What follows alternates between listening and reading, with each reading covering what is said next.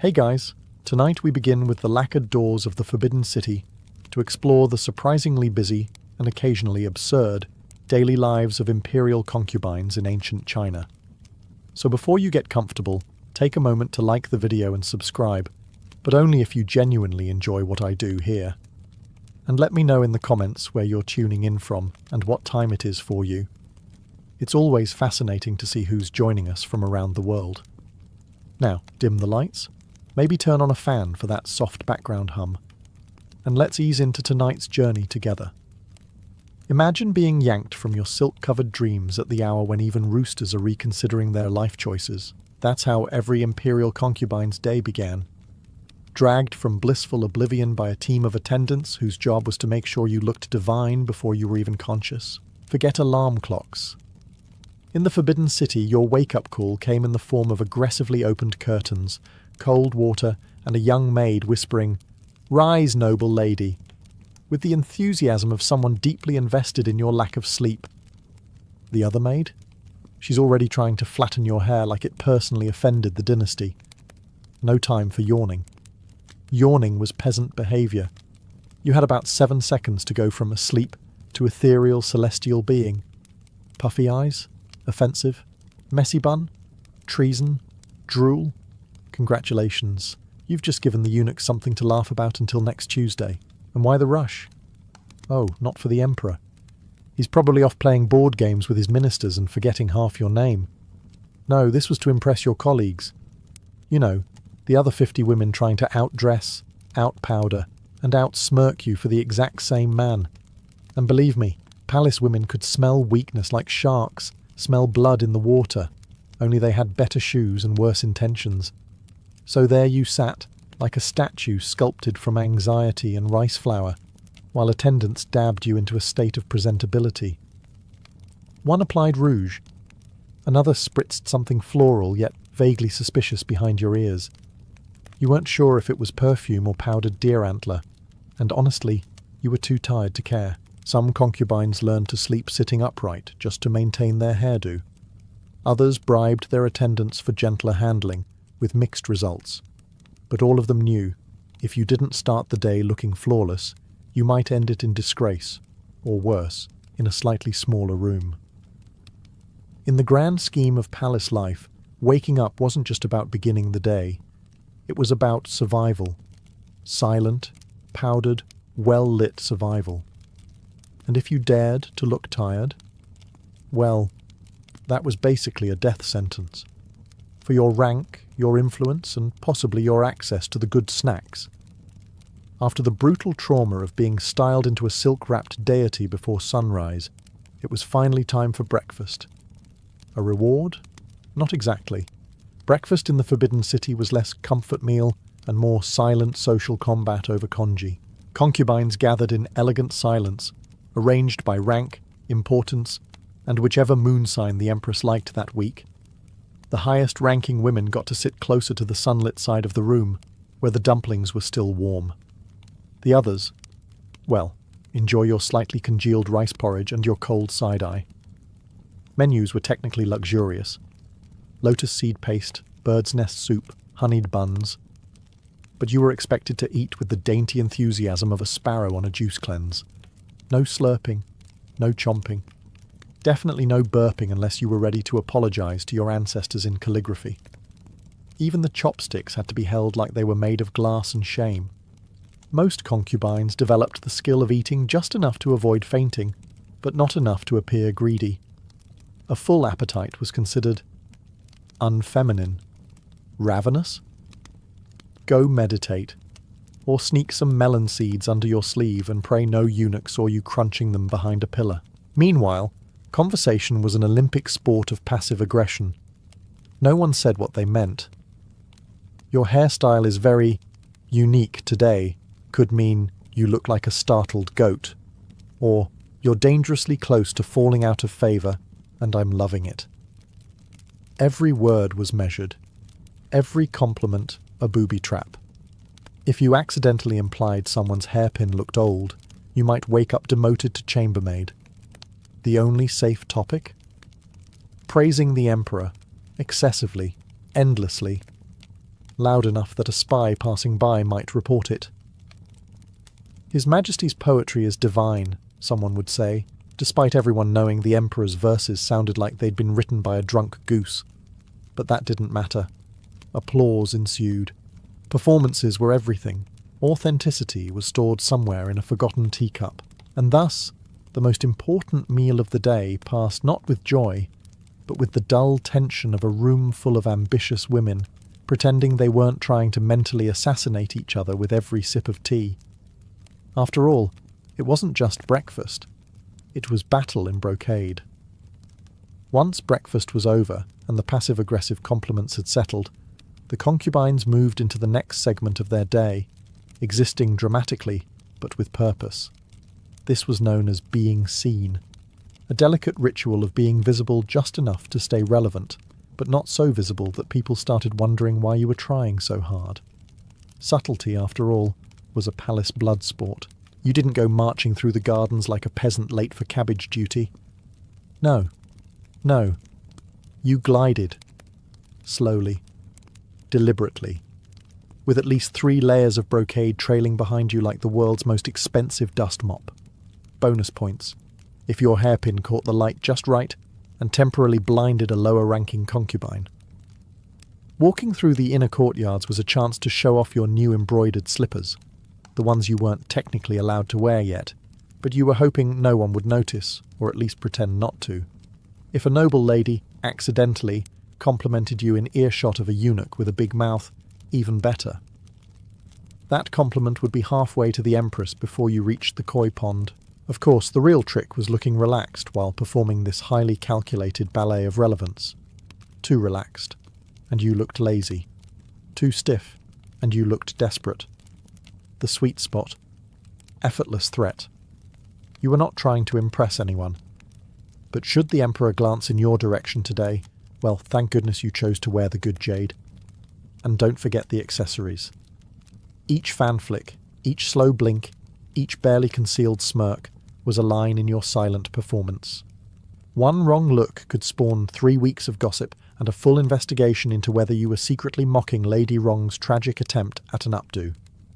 You also had to watch for spies. Not the exciting dagger-in-the-dark kind. No, these were silk-shoed, eyebrow-arching, tea-sipping professional tattletales. They had the Empress's ear and possibly her entire notebook. Smile too wide? You're a flirt? Smile too little? You're plotting something. It was exhausting, but necessary. Because in the Forbidden City, if you weren't being seen, you might as well be invisible. And invisible concubines don't get promotions. They get reassigned to the embroidery room. And no one comes back from the embroidery room. Now that you've been seen, gracefully, mysteriously, and with the correct amount of smug humility, it's time to sharpen your most vital tool, your tongue. Not for biting, for flattering.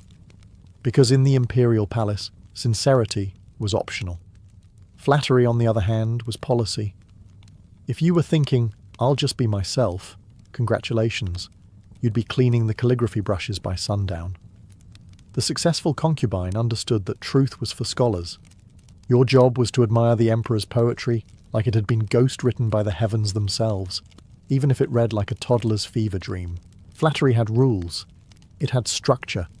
You couldn't just say, "You look handsome today, Your Majesty."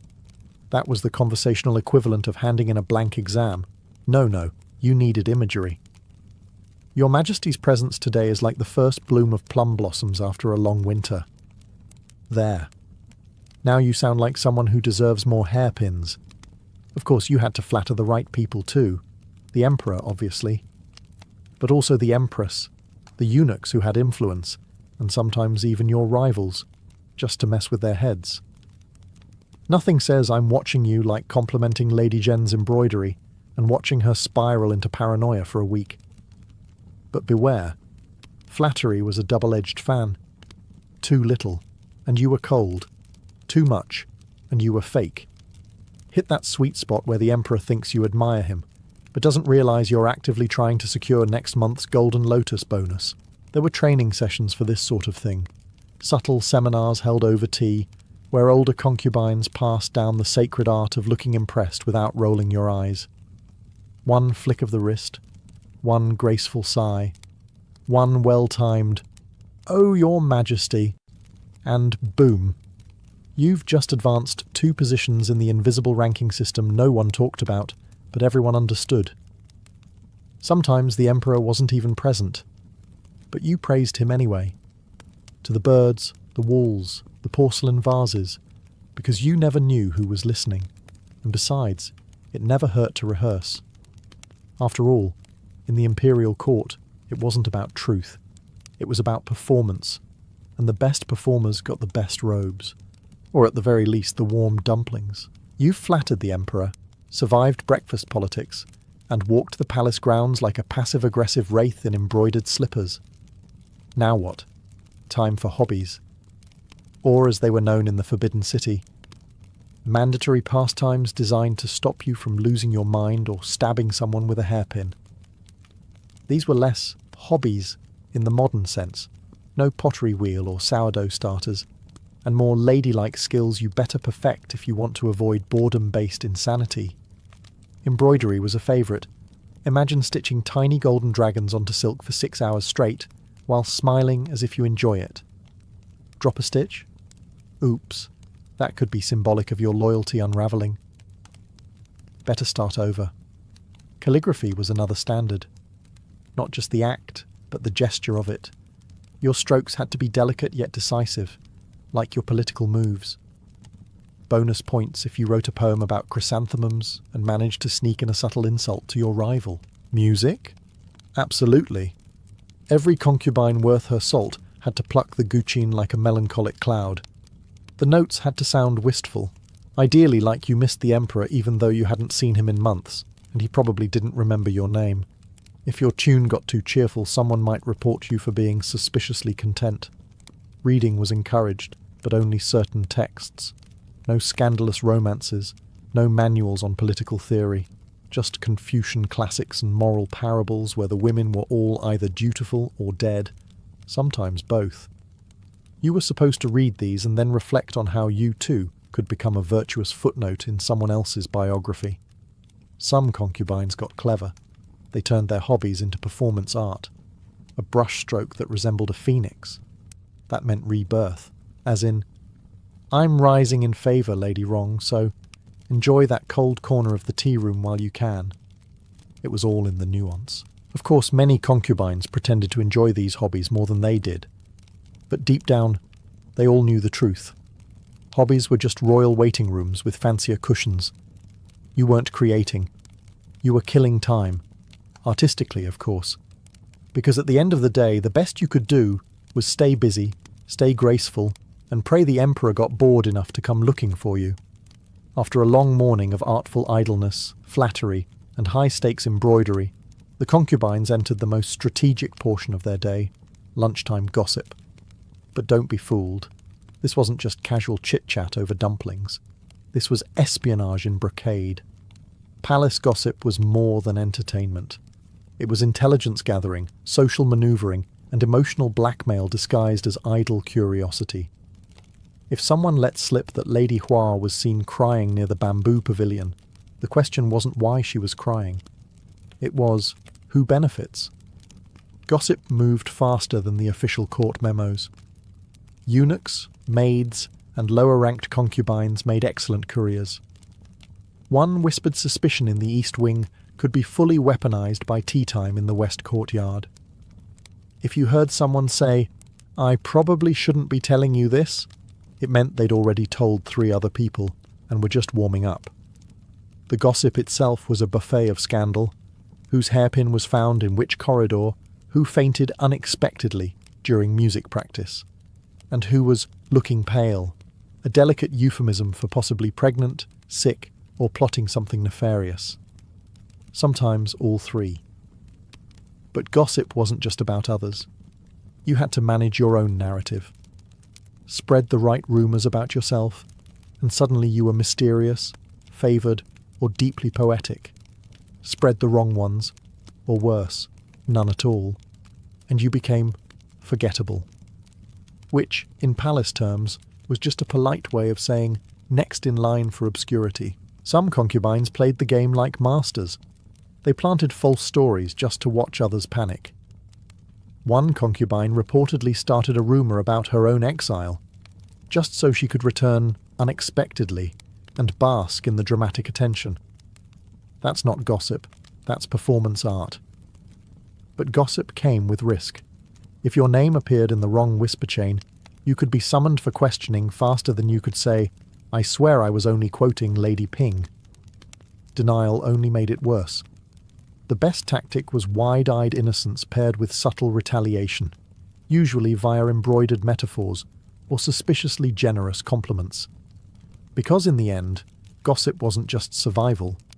It was a test of your memory, your wit, and your ability to smile while someone tried to ruin you over steamed buns.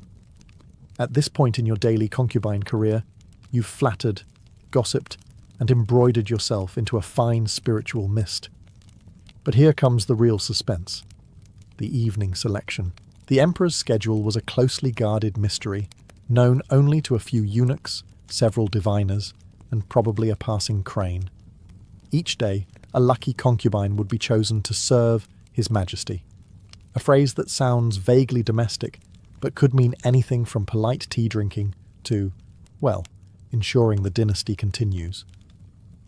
Naturally, everyone wanted to be chosen, not because they liked him, most barely remembered what he looked like, but because attention meant power, gifts, maybe even a promotion to a consort, which came with the thrilling perk of slightly warmer rooms in winter. But how did one get chosen? That, dear viewer, was the art. Hair was everything. It had to be immaculate, not one strand out of place unless that place was intentionally out of place to suggest wild yet regal passion. Hairpins weren't decorations, they were declarations. A phoenix pin said fertile and majestic. A lotus bloom said pure but open to suggestions. A jade cicada. Honestly, no one knew what it meant, but Lady Wen wore it once and got summoned twice in 1 week. Timing mattered too. You didn't want to look too available. That screamed desperation. But being hard to find. That risked invisibility. The goal was to appear serenely busy, just as the eunuch passed by. Not rushed, not idle, just coincidentally breathtaking. There were whispers that some ladies bribed the eunuchs to have their names pushed forward. Others fasted for 3 days to look ethereal. One ambitious soul even claimed she saw a shooting star and interpreted it as a divine invitation. She wasn't chosen, but she did start a minor trend. Most evenings ended in disappointment. For every summoned concubine, 10 others smiled politely, removed their dragon earrings, and tried not to look like they were about to scream into a silk pillow. Again. But hope was resilient. Tomorrow, maybe you would be the one. Or not. In the Forbidden City, patience wasn't just a virtue, it was a job requirement. Congratulations, you've been selected. The eunuch just gave you the look. The one that says, "Yes, tonight it's your turn to engage in one of the most awkward job descriptions ever penned in calligraphy. Serving the Son of Heaven was a privilege, a spiritual duty, and for many concubines, a performance review without feedback forms. First, you had to be bathed. Not by yourself, but by court attendants who treated every toe like a political artifact. You were scrubbed, perfumed and powdered until you looked less like a human and more like a porcelain gift to the empire. Hygiene wasn't just about cleanliness, it was about symbolic purity, and also, let's be honest, damage control in an age before deodorant. Then came the wardrobe. You didn't just slip into something comfortable. You were dressed in layers of robes so elaborate that moving your arms became an interpretive dance. Your hair had to be perfect. Your scent? Subtle but assertive. Your expression? One of serene readiness, like someone about to host a dinner party they didn't plan. Now, the journey to the Emperor's quarters. You weren't allowed to walk. That would be too dignified. Instead, you were carried on a blanket. Yes, truly. A small group of eunuchs hoisted you up like an awkward, nervous ham and transported you across the palace grounds. It was symbolic. Of what? Submission? Grace? and possibly absurd logistics. Once inside the imperial bedchamber, protocol demanded extreme composure. You weren't to speak unless spoken to, no eye contact unless invited, and absolutely no falling asleep before His Majesty did, which could be challenging if the Emperor was the kind of man who wanted to discuss celestial alignments for an hour before getting to business. And the act itself? Let's just say expectations were high and the room cold. Afterwards, you weren't just dismissed. You were catalogued. Palace staff kept meticulous records of which concubine was summoned on which day, not for gossip, but for genealogy. If a baby appeared 9 months later, they needed to know who to give the "congratulations, you're elevating your family forever" sash. So yes, bedroom etiquette wasn't just pillow talk. It was dynasty management with mood lighting. So, you've spent the night in the Emperor's chambers. Congratulations, or condolences, depending on how things went. Either way, the palace wakes early, and so must you, even if your spine is now shaped like a question mark from sleeping on an imperial lacquered platform bed designed more for aesthetics than human vertebrae. The first order of business? Tea. Lots of it. Not because you're particularly thirsty, but because tea gave you something to do with your hands, while every other concubine subtly stared at you like cats at a closed door. You've gone from one of us to that one, at least for today. The tea room was where strategy resumed. You were expected to appear refreshed, glowing, and preferably not limping. Even if His Majesty simply asked about the weather and fell asleep mid-sentence, you had to exude the air of a woman who had personally saved the dynasty. The trick was to smile just enough to be mysterious, but not enough to suggest you were rubbing it in. And while you sipped your tea with practiced detachment, the real court sport began, decoding your appearance. Was your hair slightly tousled? Deliberate or genuine? Did you receive a hairpin gift? Was it gold or just heavily polished bronze? Was there a new bracelet on your wrist? Or worse, a lack of jewellery, which could mean either extreme favour or extreme disappointment? No one asked directly, of course. That would be uncouth. But they all watched. Closely. The concubines weren't the only ones interested. The eunuchs took notes, the Empress's spies took better notes, and the head of the Bureau of Ceremonial Accounting, a real job title, ensured the encounter was logged in the official records, should a baby conveniently arrive in 10 moon cycles. And if you were pregnant? Well, now you were a state asset. But if not, which was statistically likely, the morning after was a return to normalcy. The pedestal was temporary.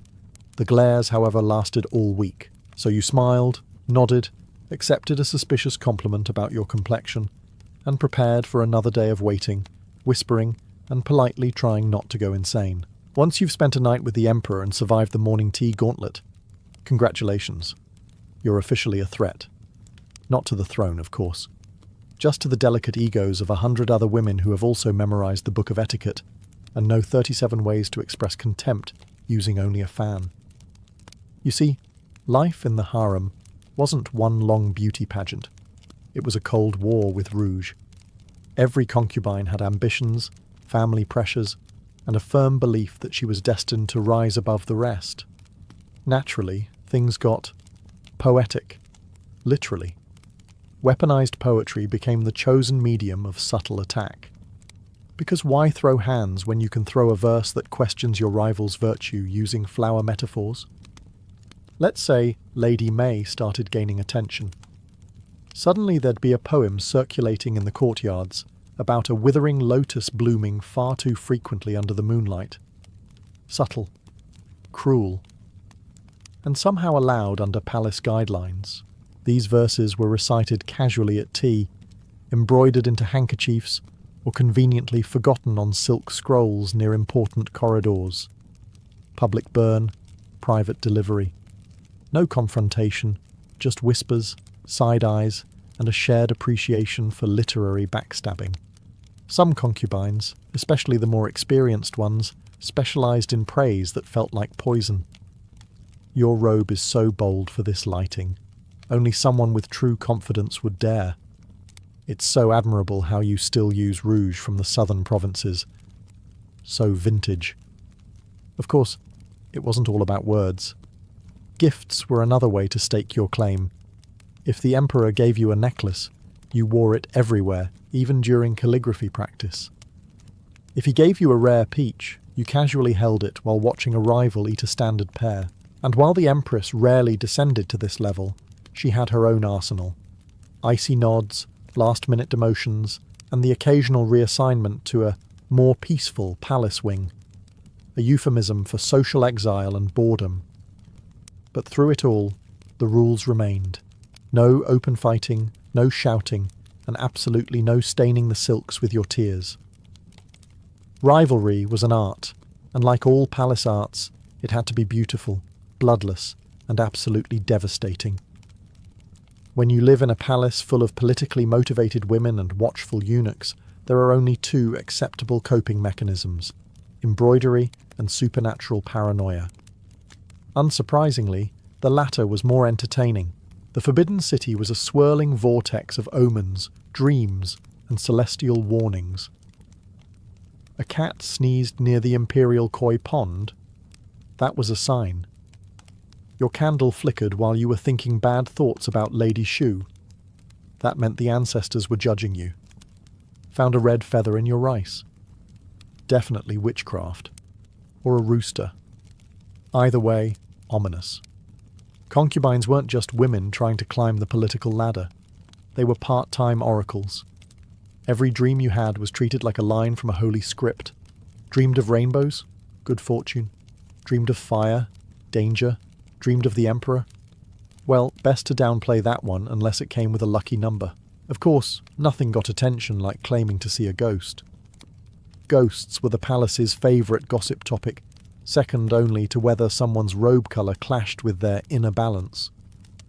Whispering that you saw a shadowy figure outside your chamber was an excellent way to start a panic, and if you timed it right, delay a rival's tea ceremony indefinitely. The emperor himself was big on omens. Astrology dictated everything from battle strategies to bath schedules.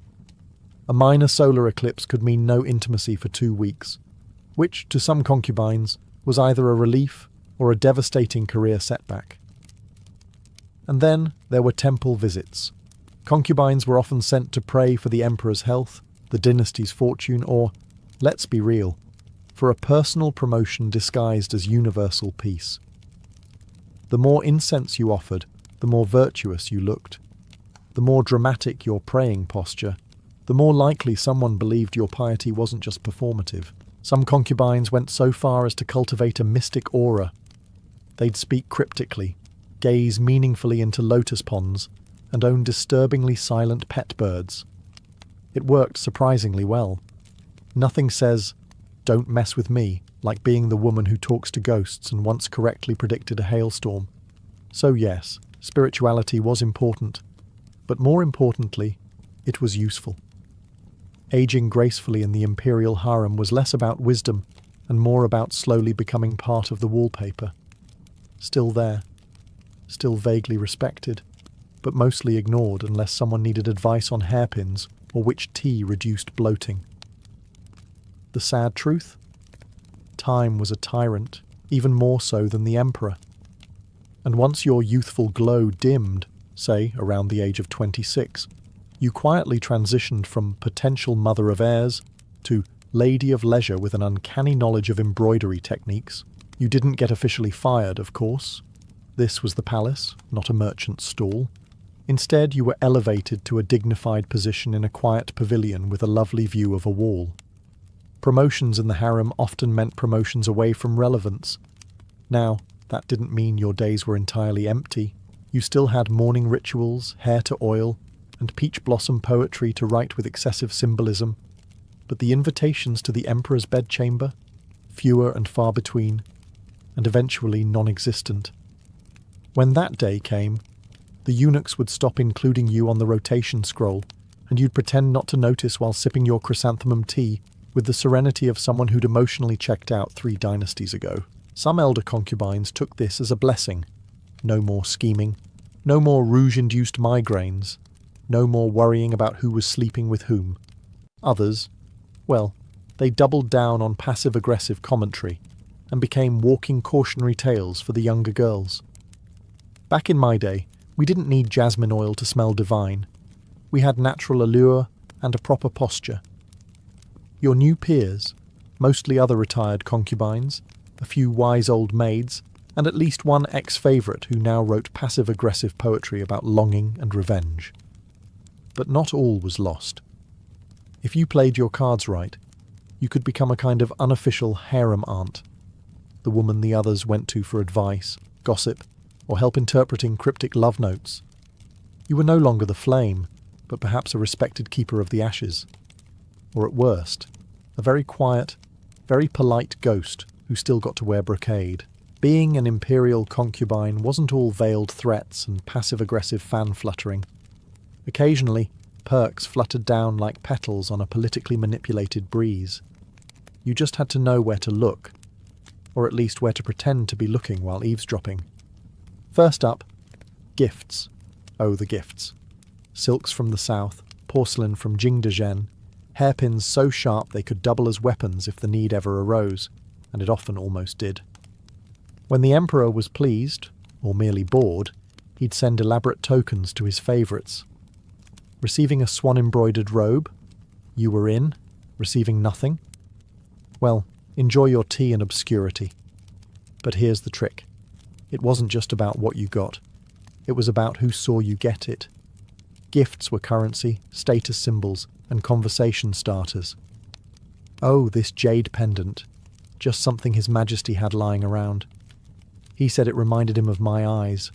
Or was it his grandmother's ox? Either way, message received. Then there was gossip, the lifeblood of any well-regulated harem. Information flowed faster than wine during the Lantern Festival. Who coughed in the Emperor's direction? Who was spotted crying near the lotus pond? Who allegedly slipped a love poem under the Emperor's dumpling plate? Truth was optional. Drama was mandatory. Eunuchs, of course, were the unofficial broadcasters of palace news, and concubines who knew how to bribe them with sweets and compliments often got early access to breaking updates. Lady Chen has a rash. You didn't hear it from me, but she did recently visit that questionable apothecary. Then came the real perk. Glimpses of power. Rare, fleeting, and dangerously intoxicating. If a concubine bore a son, she gained leverage. If she bore the son, she became a political axis. Even childless favourites could gain influence if they mastered the art of emotional leverage, timing, and looking tragically beautiful during thunderstorms. Some were granted input on minor court decisions or sent as diplomatic symbols to temples. And while most of it was ceremonial, it still felt good to be consulted about something that wasn't which fragrance to burn in the moonlight. In short, it wasn't exactly ruling China, but it was ruling your corner of the palace, with a fan, a raised brow, and hopefully a slightly nicer room than the other women. For imperial concubines, life was a tea ceremony balanced on a tightrope, beautiful, ceremonial, and one misstep away from a very awkward obituary. Falling out of favour wasn't always dramatic. Sometimes it happened with the quiet finality of the emperor not glancing your way for 3 consecutive banquets. One moment you were Moon of the Ninth Hall, the next you were that woman with the cat allergy. The palace had the attention span of a fruit fly on ginseng. Now let's talk poison, the DIY conflict resolution method of choice in the Forbidden City. It was discreet, deniable, and only slightly less subtle than passive-aggressive embroidery. Everything from lotus seeds to facial powder had the potential to end a rivalry, or, at the very least, cause a long bout of mysterious, internal dampness. Some concubines were poisoned slowly, a little tainted tea here, a suspicious cake there, and eventually just stopped showing up to hair-combing ceremonies. Others dropped faster than a eunuch's opinion in a room full of nobles. Accidents were common, slipping on polished floors, falling ill after fish, mysterious nosebleeds. It was almost poetic how predictable it all became. And then there was banishment. Not quite death, but close. If you offended the emperor or outmaneuvered the wrong favourite, You might find yourself relocated to a distant, moss-covered pavilion at the edge of the palace grounds. It was scenic, sure, but so is a prison with nice landscaping. Your attendance would be halved, your gifts would dry up, and your name would vanish from the inner court scrolls like a bad dream nobody wanted to remember. Worse still, getting sent to a temple. Being invited to devote your life to prayer was less a religious promotion and more a socially acceptable form of exile. You'd trade your brocade for plain robes, your intrigue for incense, and your daily flirtations for long discussions about lotus symbolism. But here's the kicker. You were never safe. Even favourites could fall. One missed cue, one misinterpreted dream, one scroll misplaced in the wrong chamber, and suddenly you were just another sad story whispered behind painted screens. So remember, in the palace, beauty fades, but mistakes, they echo. When all was said and embroidered, imperial concubines had one final task: survive long enough to be remembered, or at least misremembered in flattering detail. Legacy in the Forbidden City was a tricky beast. Most concubines faded into the soft golden wallpaper of history, their names lost beneath 1,000 footnotes and the occasional cracked ceramic figurine. But a few? Oh, they lived on, through gossip, legend, and memoirs written suspiciously well for women who allegedly weren't allowed to learn how to write. Take, for example, the genre of harem memoirs. These elegant scrolls, often penned anonymously by ex-concubines, palace attendants, or perhaps just very bored court historians, offered intimate glimpses into the velvet and venom world of the inner court. Except they were less reliable accounts and more dramatized fever dreams sprinkled with truth. Some memoirs spoke of secret romances and midnight strolls under the lanterns. Others detailed elaborate schemes involving poisoned dumplings and cryptic flower arrangements. And while most of it sounded like a cross between a soap opera and a Confucian cautionary tale, the point was clear. Being remembered was the ultimate revenge. Concubines who bore imperial sons had a better shot at legacy, of course. Their names appeared in genealogies, temples, and, if they played their cards right, on the occasional lacquered plaque. Others achieved fame simply by refusing to die quietly. A dramatic scandal, a poetic suicide, or a suspiciously convenient illness? That could land you a place in history faster than 100 silk robes. But sometimes, legacy meant becoming a cautionary tale. Don't be like Lady Lin, who argued with the Empress over a hairpin and ended up in a temple with only one servant and a mild goose allergy. These stories were shared over teacups, whispered through generations, and subtly weaponized by mothers-in-law across dynasties.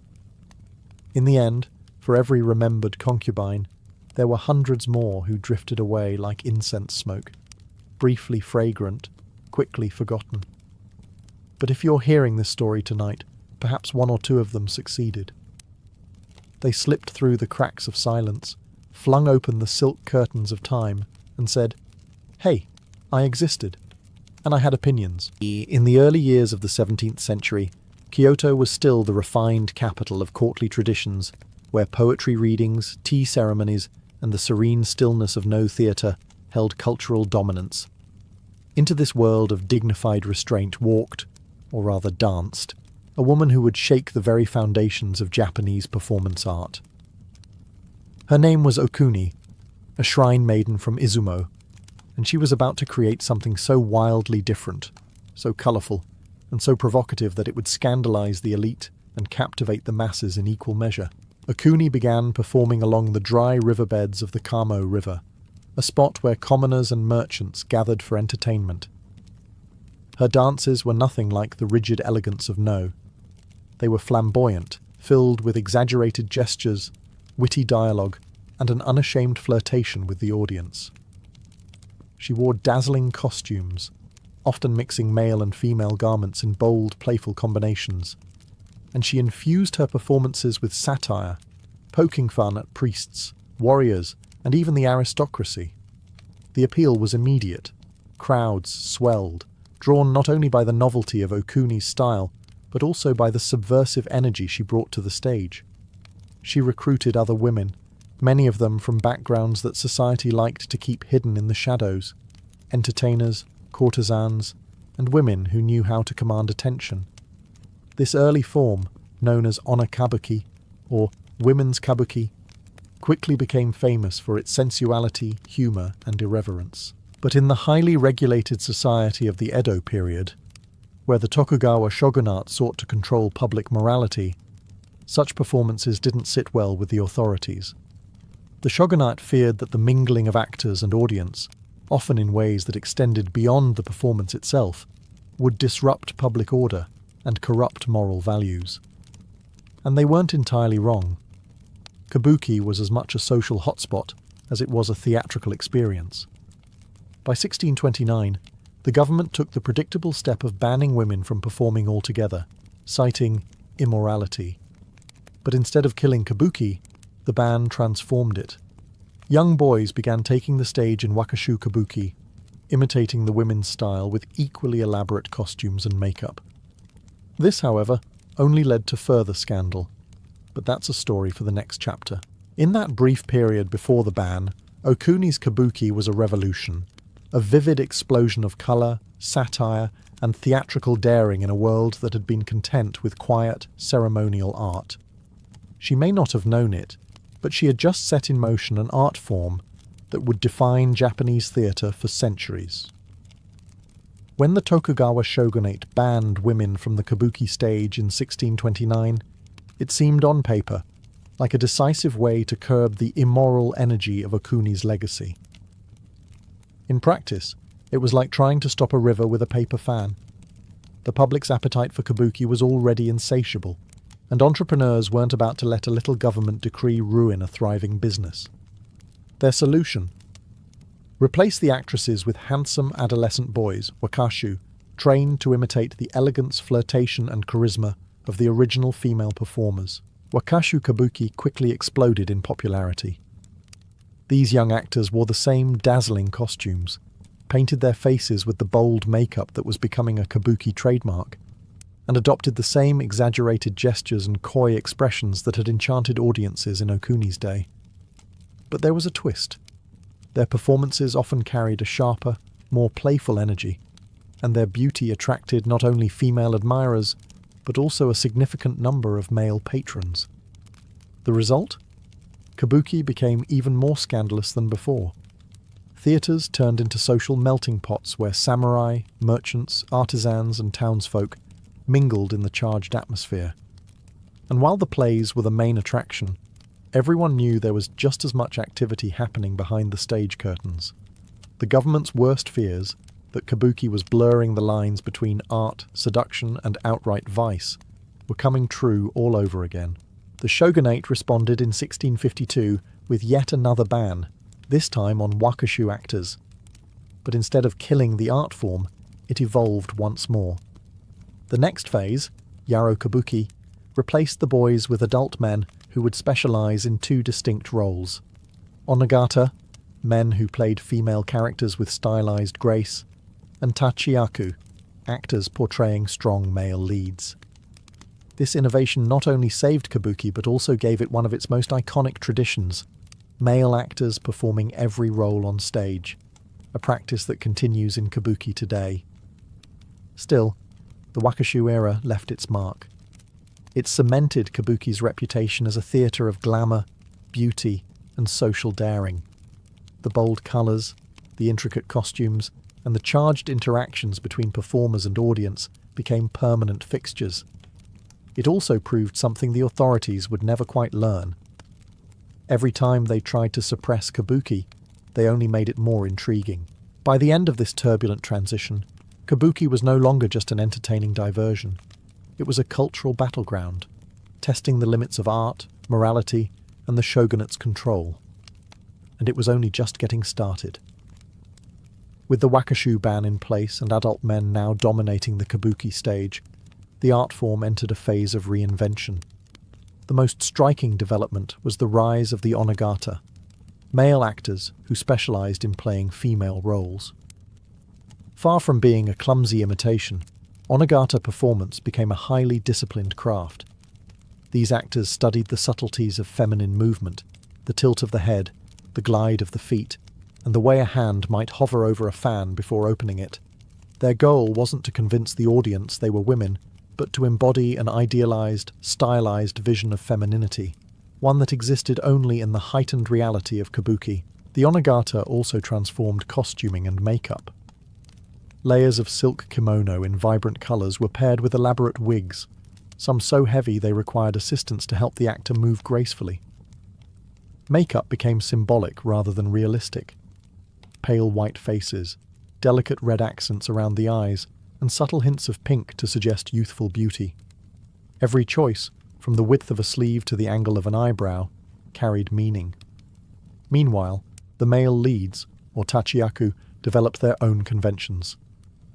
They stood firm and projected strength, speaking in bold, rhythmic patterns, often accompanied by dramatic stamping of the feet. The contrast between onagata grace and tachiyaku force created the dynamic tension that defined kabuki's theatrical style. This was also the period when kabuki began codifying its gestures and movements into kata, precise, repeatable forms. A turn of the head, a sudden pause, or a freeze-frame pose, at the height of drama, became signals to the audience, telling them exactly when to gasp, cheer, or shower the stage with paper fans in appreciation. These were not natural movements. They were deliberate, stylized, and larger than life, transforming the stage into a world that felt both unreal and emotionally heightened. The Edo period audience didn't want subtle realism. They wanted spectacle, and kabuki delivered. Behind the scenes, the shogunate's censors kept trying to tighten control over scripts, forbidding certain political themes or depictions of contemporary scandals. Yet kabuki playwrights learned to mask their criticism in historical allegories, slipping social commentary past the watchful eye of the authorities. By this stage, kabuki had evolved far beyond Okuni's riverside dances. It was no longer improvised street entertainment. It was a fully fledged art form with rules, traditions, and a style so distinctive that it could not be mistaken for anything else. By the mid-17th century, kabuki had firmly taken root, and the cities of Edo, modern Tokyo, and Osaka became its beating hearts. This was the era when permanent theatres replaced makeshift riverbank stages, transforming kabuki from a wandering spectacle into an established cultural institution. In Edo, massive venues like the Nakamura-za, Ichimura-za, and Morita-za competed fiercely, each trying to outdo the other with grander productions, more famous actors, and ever more elaborate stagecraft. These theatres were not just places to watch a play, they were social events in themselves. A kabuki performance could last the entire day, broken into multiple acts with intermissions long enough for the audience to wander, eat, and gossip. Merchants would rent the best boxes for their families, samurai might quietly slip in despite class restrictions, and street vendors swarmed outside selling snacks, souvenirs, and illustrated woodblock prints of the actors, the celebrity posters of the day. Theatre districts like Edo's Saruwaka-cho became buzzing hubs of commerce and entertainment.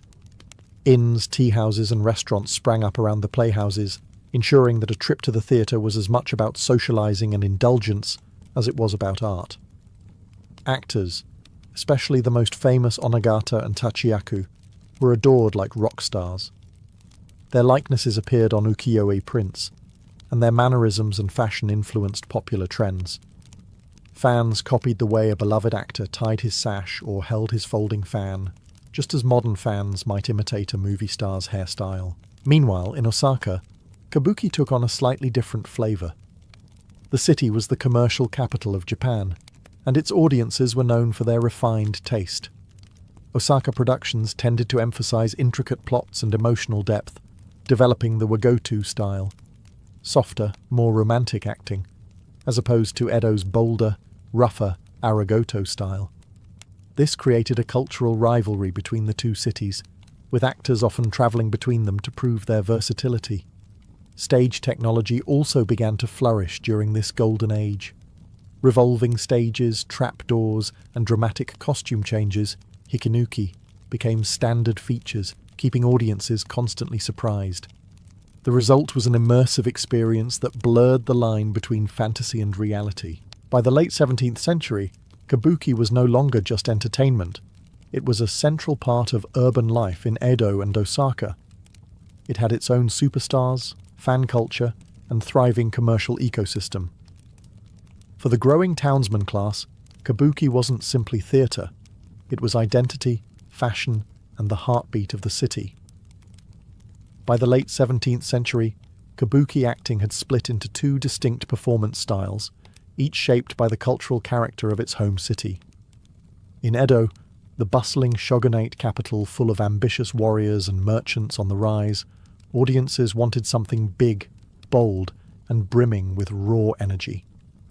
This gave birth to Aragoto, literally rough style. Pioneered by the legendary Ichikawa Danjuro fear, Aragoto was theatre at its most exaggerated. Heroes were larger-than-life figures with booming voices, dramatic stomps and poses, held so fiercely the audience could feel the actor's pulse from the back row. Costumes were massive, layered and brightly coloured, often with symbolic designs like fierce dragons or crashing waves to match the character's temperament. Thick, bold Kumadori makeup transformed actors into living masks, with red lines to signal courage, blue for villainy, and black for supernatural beings. It was kabuki as a living woodblock print, a style meant to shock and awe. Meanwhile, down in Osaka and Kyoto, a different taste was emerging. Merchants there, with their appreciation for refined manners and subtler storytelling, gravitated toward wagoto, the soft style, championed by Sakata Tojuro III. In wagoto, heroes were gentle, romantic, and often flawed, drawn into love affairs, misunderstandings, and moments of vulnerability. The acting emphasized naturalistic movement, softer voices, and emotional nuance rather than sheer spectacle. Costumes were elegant but less ostentatious, and makeup avoided the harsh lines of Aragoto, instead highlighting the actor's own facial features. These two styles reflected more than artistic preference. They mirrored the social character of the cities themselves. Edo's rough, fast-paced energy demanded swagger and heroics, while Osaka's mercantile elegance preferred wit, romance, and emotional resonance. For audiences, the distinction became part of the fun. An Edo theatre-goer might cheer for a roaring Aragoto warrior, while an Osaka fan would sigh over a tragic wagoto lover. Actors often specialized in one style, but the most versatile stars learned to master both, switching cities and adapting their performance to local expectations. This cross-pollination helped kabuki remain fresh and innovative, while also deepening the divide between its two creative capitals. By the turn of the 18th century, Aragoto and wagoto were not just acting styles, they were kabuki's dual identity. Together, they gave the art form a dramatic range that could move an audience to thunderous applause one night and quiet tears the next, ensuring kabuki's appeal across the entire spectrum of Edo period society. Long before modern pop idols and Hollywood heartthrobs, there were kabuki actors. And in the Edo period, they were nothing short of gods among men. These performers weren't just known, they were worshipped. Their fans memorized their roles, copied their fashion, and flooded the theatres to catch even a glimpse of them strutting across the Hanamichi, the famous walkway that sliced through the audience like a catwalk made for dramatic entrances. Actors like Ichikawa Danjuro, the thundering face of Aragoto, became icons in Edo, while Sakata Tojuro, the romantic master of wagoto, held court in Osaka. But this wasn't admiration in a polite golf clap sort of way. It was obsession. Fans collected woodblock prints called yakusha-e, glamorous portraits of their favourite stars. These prints were sold by the thousands and plastered across homes and shops like teenage bedroom posters. Some fans even tattooed the names of their favourite actors on their bodies, permanent proof of their devotion. What made kabuki actors so intoxicating to the public wasn't just their performances, it was the aura. The best of them exuded charisma, mystery, and emotional depth on stage and off. They blurred the lines between their characters and real lives, playing romantic heroes one day and being romantically linked to wealthy patrons or powerful samurai the next. The gossip around them was half the thrill. Some actors leaned into this fame with calculated flair. They staged dramatic retirements only to return in comeback performances. They cultivated signature poses, voice inflections, or makeup styles instantly recognizable across the kabuki world. This wasn't just performance, it was brand building, Edo style. Of course, celebrity came with risks. Rivalries between actors sometimes spilled into actual brawls. Fan clubs, yes, those existed, occasionally clashed over seats or actor loyalty. And scandals were inevitable. Affairs with high-ranking samurai, involvement in illegal gambling rings, or backstage betrayals could ignite public frenzy and government scrutiny. Still, the kabuki actor's status as a public figure was unlike anything else in Edo society. Unlike samurai or nobles, kabuki stars earned their fame through talent, charisma, and sheer theatrical magnetism. They were walking contradictions, adored by the people, distrusted by the authorities, and impossible to ignore. In a society where most people's lives were tightly controlled by class and convention, kabuki actors offered a glimpse into something freer, more glamorous, and undeniably human. They weren't just performers. They were living legends, and the public couldn't get enough. If you thought kabuki actors were just up there for the drama, think again. The visual spectacle was half the thrill. From the moment an actor stepped on stage, every thread of silk and smear of paint carried meaning. In fact, kabuki's visual design was so loud, so symbolic, and so precise that it could practically scream across the room without a single word. Let's start with the costumes. These weren't just clothes. They were walking fireworks. Silk robes in vibrant reds, deep purples, blinding golds. Embroidery so intricate it looked like it was sewn by demigods with obsessive-compulsive disorder. Dragons, cranes, crashing waves and swirling clouds were stitched into garments that weighed as much as a toddler. A single character change could require an entire team backstage performing lightning-fast hikanuki quick changes, yanking off the top layer of clothing in one dramatic swoop to reveal a whole new outfit underneath, right in the middle of the scene. Then came the makeup, known as kumadori. This wasn't subtle contouring. It was war paint. Thick white foundation blanketed the actor's face, with sharp, expressive lines drawn in vivid colours depending on the character's type. Red meant power and virtue. Blue signalled villains, ghosts, or emotional distress. Brown could mean supernatural strength. These designs weren't meant to make the actor look human. They were symbols made flesh. You didn't just see the hero or the demon. You read it on their face like a scroll. And let's not forget the wigs, which could be so elaborate they deserved their own billing. Towering top knots, flowing tresses, or tightly coiled buns, all designed to move with the actor's performance. Certain wigs were engineered for dramatic reveals or transformations, turning a peasant into a princess with one theatrical spin. The stage itself joined in the fun, with trapdoors, rotating platforms, mawari butai, and the dramatic Hanamichi runway that cut through the audience. Kabuki was a 360-degree assault on the senses. The lighting? Natural daylight, no mood lighting here. The actors had to project emotion not just through words but through shape, colour, and movement. Every visual element in kabuki was exaggerated, symbolic, and perfectly calculated. It wasn't realism, it was aesthetic storytelling, where costumes and makeup didn't just support the drama, they were the drama. In an era without CGI, kabuki pulled off the impossible, turning silk, pigment, and wood into pure magic. Living under the Tokugawa shogunate wasn't exactly a free speech paradise. The government kept a tight grip on public behaviour, expression, and especially anything that smelled of political dissent. So, what did kabuki do? It got clever. Really clever. Kabuki theatre didn't just survive censorship. It thrived under it by mastering the art of implication, metaphor, and historical disguise. The shogunate forbade contemporary political themes, critique of the ruling class, or anything that could stir the pot socially. So, kabuki playwrights turned to the past, specifically the jidaimono, or period plays, which used historical settings to comment on current issues. It was the Edo-era equivalent of saying, "This totally isn't about the current government, it's about some samurai from 400 years ago.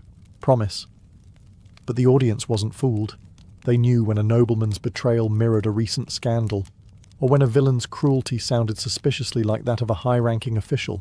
Another popular workaround was the sewamono, or domestic plays, which tackled the everyday struggles of common people. Lovers torn apart by social obligations, merchants facing corrupt officials, samurai losing their honor.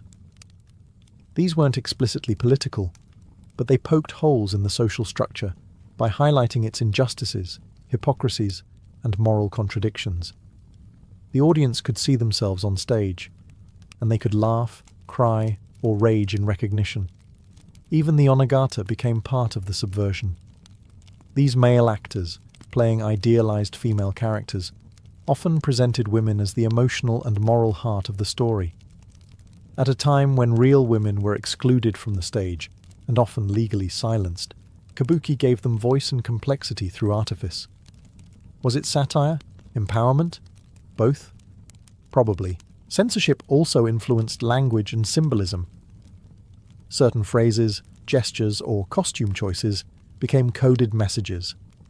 A cherry blossom might symbolize fleeting beauty, or the sudden fall of a public figure. A subtle change in color could signal a character's betrayal. It was a layered system, and savvy audiences knew how to read between the lines. Government censors attended shows, sometimes in disguise, but kabuki's brilliance was in giving them just enough plausible deniability. On the surface, it was all dancing and drama. Underneath, it was a mirror, sharp, defiant, and deeply aware. In this dance between art and authority, kabuki emerged not as a victim of censorship, but as its most creative adversary. It didn't just play by the rules, it rewrote them. As the Edo period drew to a close in the 19th century, kabuki stood tall as a cultural giant, a living chronicle of Japan's urban heart, its struggles, its laughter, and its contradictions. But it wasn't content with being a relic. Kabuki endured, transformed, and eventually earned a place not just in the hearts of Edo's city dwellers, but in Japan's national identity. After centuries of innovation, scandal, censorship, and reinvention, kabuki had developed a complex grammar all its own, a language of movement, makeup, costume, and music that defied easy imitation. When Japan opened to the West during the Meiji Restoration in the late 1800s, some elites tried to push kabuki aside in favor of modern Western-style theatre. But kabuki didn't flinch. Instead, it dug in its heels, doubled down on tradition, and proved itself resilient, refusing to be replaced by powdered wigs and violin solos. Actors became cultural ambassadors. Iconic families like the Ichikawa and Nakamura dynasties continued to pass down roles through generations, keeping kabuki's legacy alive. Lineage mattered. A modern Ichikawa Danjuro wasn't just playing a role, he was inheriting centuries of theatrical DNA. Each performance wasn't just theatre, it was ritual, continuity, and homage. Meanwhile, efforts to preserve kabuki intensified.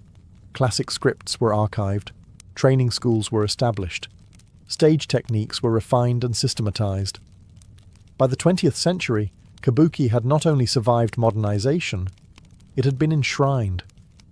The Japanese government designated it an important intangible cultural property, and UNESCO eventually recognized it as part of the world's intangible cultural heritage. But don't mistake preservation for stagnation. Modern kabuki actors continued to reinterpret roles, adjust pacing, and explore new ways to connect with contemporary audiences, all while staying true to the form. Some productions added modern lighting, sound effects, or multimedia projections, blending old and new in ways that Okuni herself might have found delightfully rebellious. Today, whether performed in the Grand Kabuki-za in Tokyo or adapted for a school stage in a rural town, kabuki still casts its spell. It reminds Japan, and the world, that theatre isn't just entertainment. It's memory. It's identity. It's a centuries-old dialogue between past and present, spoken in silk, pigment, and thunderous applause. And somewhere, in the echo of a Mai pose and the stomp of a wooden gaiter, Okuni is probably smiling. Long before matadors in glittering suits strutted across sandy arenas, long before the roar of a Spanish crowd met the stomp of an angry bull, there were the Romans. When they conquered the Iberian Peninsula and turned it into the province of Hispania, they brought with them more than just aqueducts, togas, and Latin grammar. They brought the theatre of blood. Roman public games, particularly the Venaciones, exhibitions of man versus beast, were the ancient world's version of primetime entertainment. In these spectacles, wild animals such as lions, bears, and yes, bulls, were pitted against trained fighters, or occasionally left to rampage for the amusement of the masses. Hispania, with its rugged terrain and abundance of bulls, proved the perfect setting. Amphitheatres were constructed, crowds gathered, and bulls began their journey from sacred beasts of the Iberian past to symbols of controlled chaos and raw spectacle. But when the Roman Empire collapsed in the 5th century, its polished arenas began to crumble, and with them, the formal structure of Roman games. Still, the idea of facing a bull, of challenging brute strength with human courage, didn't disappear. It simply went underground. What had once been a ticketed event for the upper classes slowly transformed into a rural tradition, woven into local festivals and seasonal rituals. Farmers, villagers, and wandering performers kept the concept alive in small, brutal, unsanctioned ways. Over time, these rustic echoes of Roman entertainment evolved into cultural fixtures in medieval Spain. While no longer called Venaciones, the essence of spectacle remained.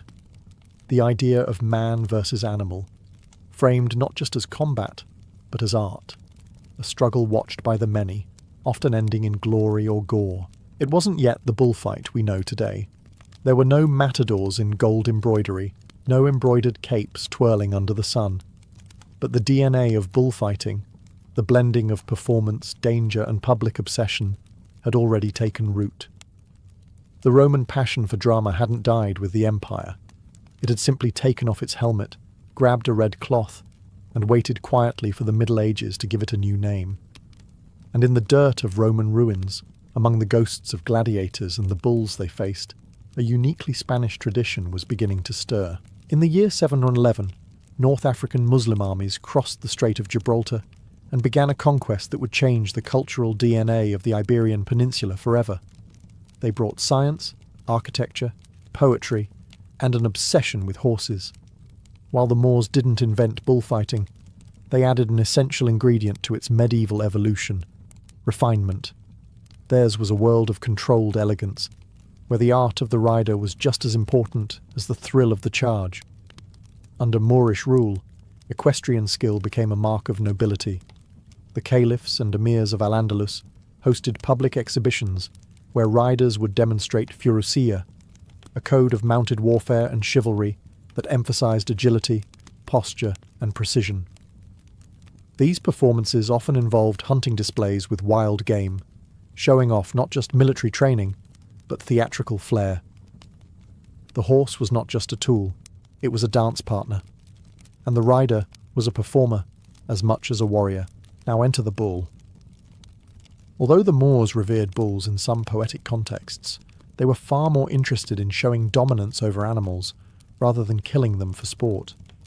In early Moorish Iberia, there are scattered references to horseback contests involving bulls. Not gory bloodbaths, but ritualized displays of bravery and control. Think of a nobleman circling a bull at high speed, demonstrating balance and mastery. Not stabbing, but showcasing his command over chaos.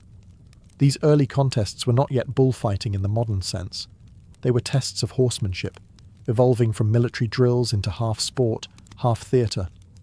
But crucially, they planted the seeds for what would later become the regioneo, the horseback form of bullfighting still practiced today. Even more significantly, these events were public. Crowds gathered to watch nobles flaunt their daring, their wealth, and their perfectly trained Andalusian horses. The line between military training and public entertainment began to blur. As the centuries passed, these courtly exhibitions started slipping into local tradition, spreading to festivals and town celebrations. By the time Christian knights began reclaiming the peninsula during the Reconquista, they didn't just fight to take back land, they absorbed the Moorish obsession with elegant equestrianism. The result was a cultural fusion: Roman spectacle, Moorish grace, and soon, Christian pageantry. Together, they began shaping a new kind of performance, one that would eventually put both man and bull center stage. And the horse? It would remain the quiet, thundering heartbeat of the arena. As Christian kingdoms gradually reclaimed the Iberian Peninsula during the centuries-long Reconquista, they weren't just waging holy war against the Moors. They were inheriting, adapting, and transforming centuries of cultural fusion. And nowhere was this more flamboyantly displayed than in the evolving spectacle of the bullfight. Christian knights, fresh from the battlefield and eager to flaunt their valor during peacetime, turned to tournaments. These public events allowed nobles to parade their horsemanship, weapon skills, and bravado. But while jousting was popular in northern Europe, Spain was already brewing something distinct. Bullfighting, or rather bull challenging, began to take center stage. In this period, the practice was known as toreo a caballo, bullfighting on horseback. Drawing from both the Roman traditions of spectacle and the Moorish obsession with equestrian control, Christian nobles began staging daring displays where they would charge bulls with lances in front of cheering crowds. It wasn't just entertainment, it was propaganda. A knight controlling a furious bull symbolized the victory of Christian order over pagan chaos, or, depending on how dramatic you were feeling, the triumph of God over the devil. These events were tied to religious festivals, coronations, military victories, and other state occasions. They were pageants, filled with banners, trumpets, and richly adorned armor. The bull became more than just an animal. It was a dramatic foil, a living metaphor for danger, nature, and the challenges of life itself. Unlike the stylized matador fights of later centuries, these medieval contests were raw. There were no professional toreros yet. Participants were aristocrats, knights, and military elites, many of whom saw it as a personal rite of courage. Injuries were common. Deaths happened. But backing down in front of a bull meant losing honor. And in medieval Spain, you'd sooner lose a limb than your reputation. These noble bullfighters didn't just inspire awe, they inspired imitation. Across Spain, local festivals began including amateur versions of these contests. Young men from farming villages, emboldened by wine and testosterone, would try to emulate their lords by taunting or dodging bulls. Thus, the spectacle began to trickle downward, from royal courts to town squares. By the late Middle Ages, the bullfight had become a two-headed tradition: noble sport on horseback and popular daredevilry on foot. Both were growing, evolving, and setting the stage for the next dramatic transformation, when the matador would finally arrive. By the late Middle Ages, bullfighting was no longer reserved for silk-clad nobles under royal banners. It had begun to seep into the fabric of everyday Spanish life, trickling from palaces into plazas. What began as a demonstration of aristocratic skill evolved into a grassroots ritual, rowdy, dangerous, and proudly local. In towns and villages across medieval Spain, bull festivities became regular features of religious festivals, harvest feasts, and saint days. Unlike the elegant displays of the noble class, these events were chaotic, unpredictable, and often wildly improvised.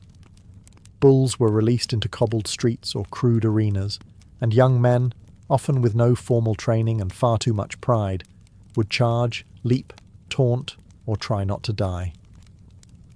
This was the beginning of bullfighting on foot. There were no lances, no armour, no horses. Just speed, nerve, and whatever cloth you could wave in front of a charging beast. These amateur toreros weren't looking for applause, they were looking for status. A successful close pass, a daring sidestep, or a wild jump over the horns could win the cheers of a crowd and the whispered admiration of the local girls. But it wasn't all wine and bravado. Towns began to recognize the draw of these events.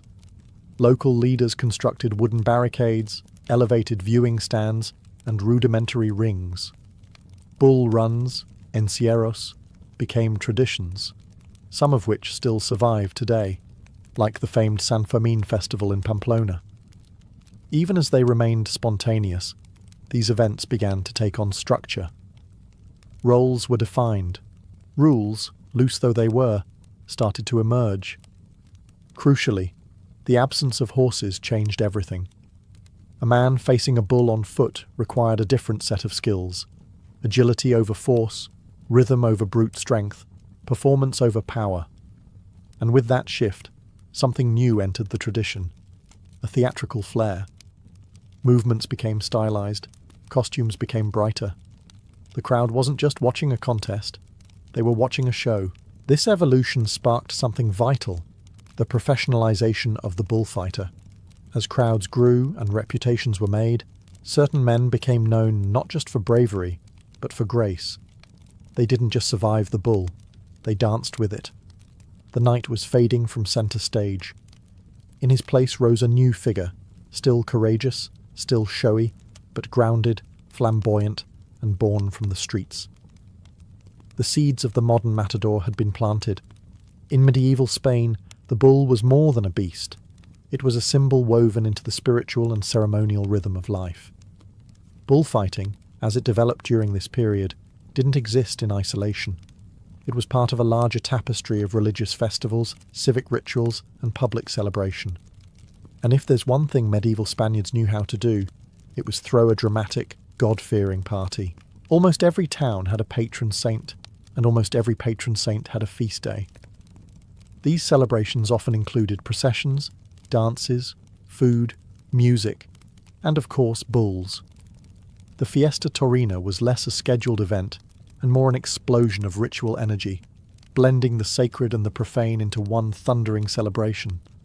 Churches blessed the bulls, priests marched in procession, and then, just hours later, local men would be hurling themselves across a dusty square in front of that very same holy animal.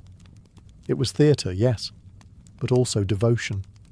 The bull, powerful and uncontrollable, came to represent sin, temptation, or even the devil himself. To stand before it was a test of courage, masculinity, and faith. If you survived, you were admired. If you died, well, at least it was in public and with style. The town square became the centre of the action. Temporary wooden arenas were constructed right in the middle of cities, often in front of churches or municipal buildings. Balconies became box seats. Tavern rooftops turned into VIP sections.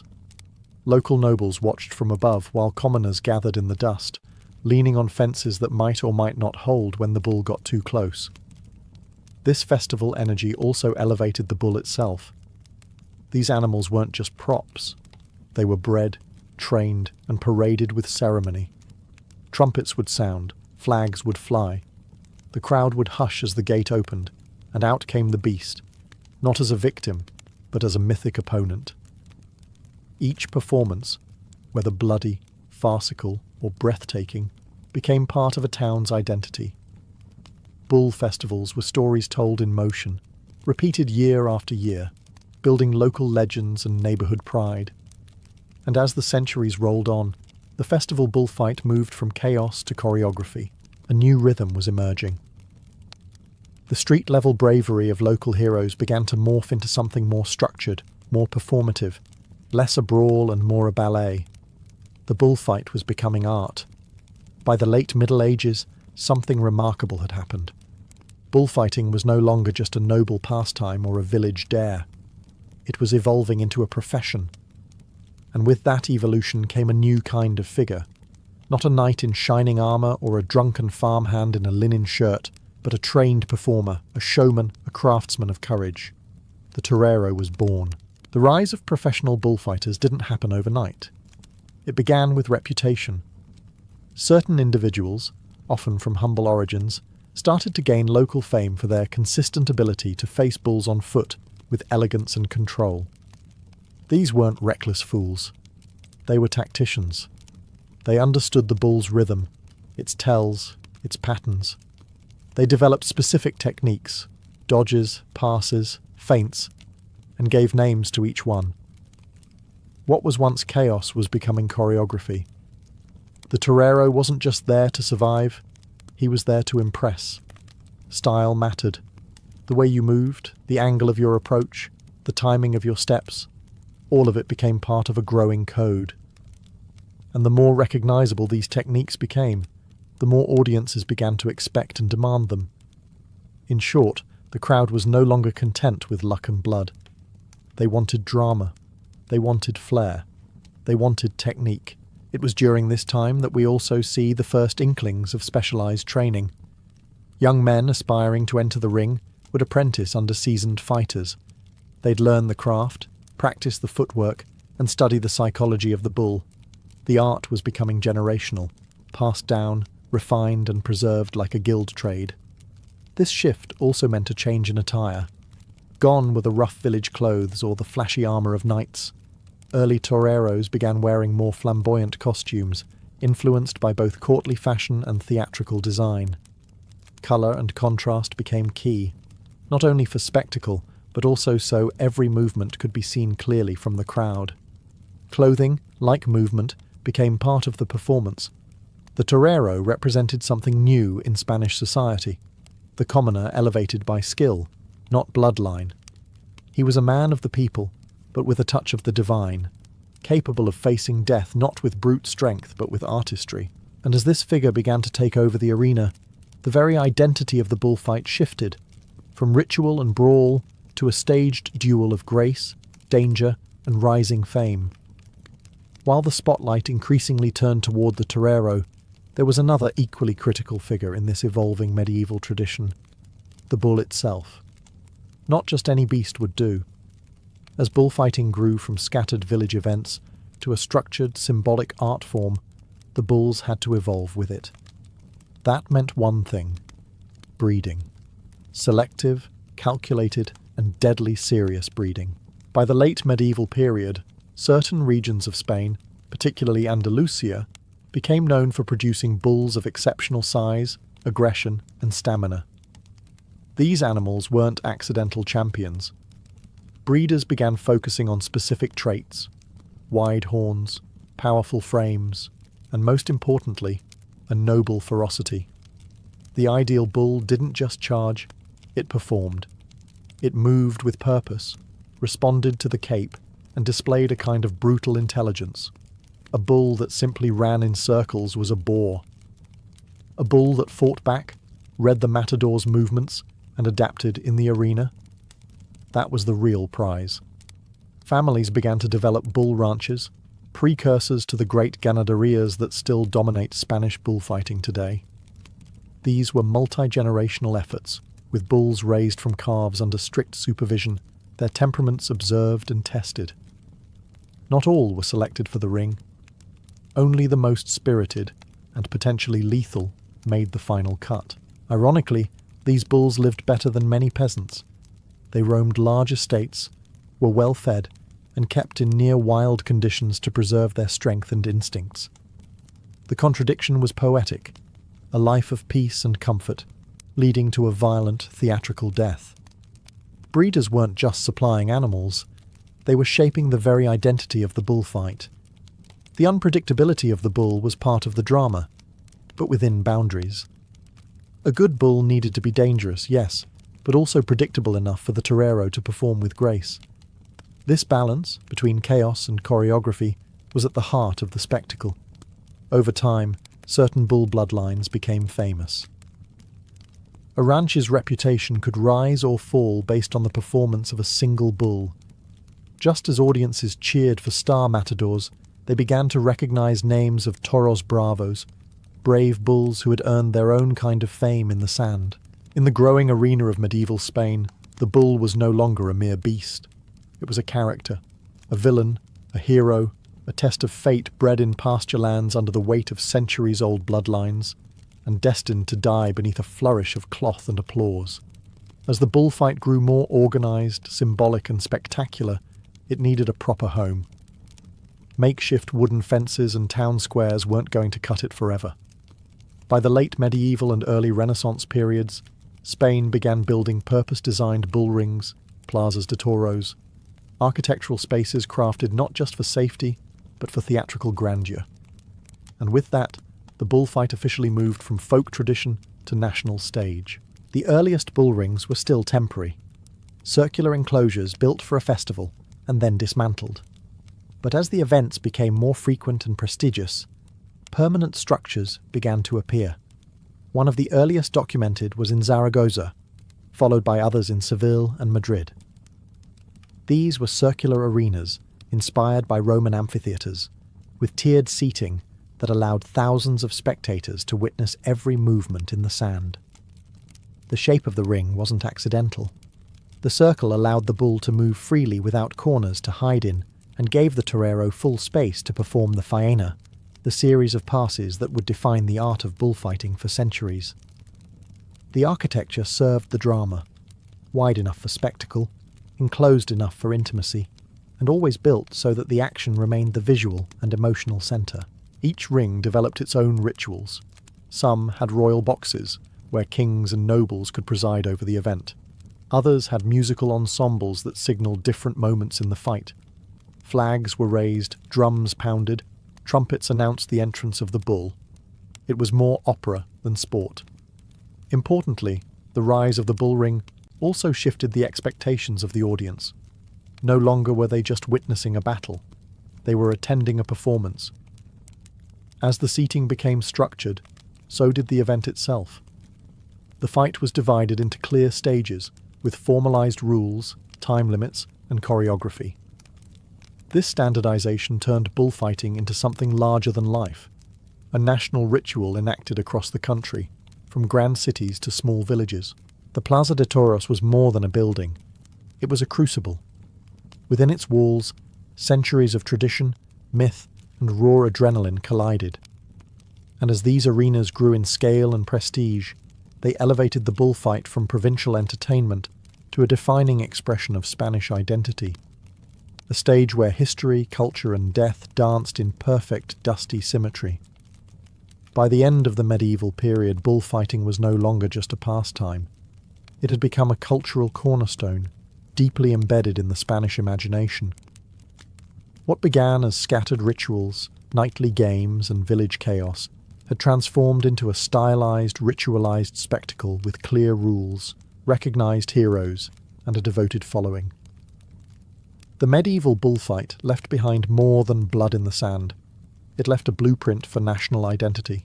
The tradition had now absorbed elements from every chapter of Iberian history. From the Romans came the love of the arena and the structure of public performance. From the Moors, the obsession with control, grace, and the aesthetics of confrontation. From the Christian knights, a flair for pageantry, honour, and public bravery. And from the common people came raw emotion, improvisation, and a flair for survival without armour. Together, these forces created a tradition that blurred the lines between ritual, theatre, and combat. Bullfighting became more than entertainment. It was seen as a reflection of the Spanish soul, proud, fatalistic, passionate, and unwilling to turn away from the face of death. By the early Renaissance, bullfighting had moved into the hands of professionals. The medieval knight had hung up his lance, and in his place stood the matador, capes swirling, feet planted, eyes locked with the charging beast. The spectacle had become codified. Roles were defined, stages formalized, and the language of the ring was now as structured as a religious ceremony. But even as the centuries turned, the echoes of medieval Spain remained. The bull still entered to fanfare. The crowd still roared as a man faced death in full view of his peers. The plazas still filled with thousands who knew that what they were watching wasn't a sport. Not exactly. It was a ritual, passed down from generation to generation, with roots deeper than most dared imagine. The legacy of medieval bullfighting isn't just visible in costumes or choreography. It's in the attitude, a defiant refusal to look away from danger, a commitment to style in the face of death, and a belief that courage isn't just physical, but artistic. And for better or worse, it's a legacy that still steps into the ring every time the trumpet sounds and the gates swing open.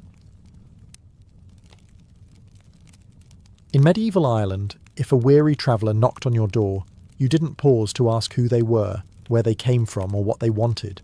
You opened it.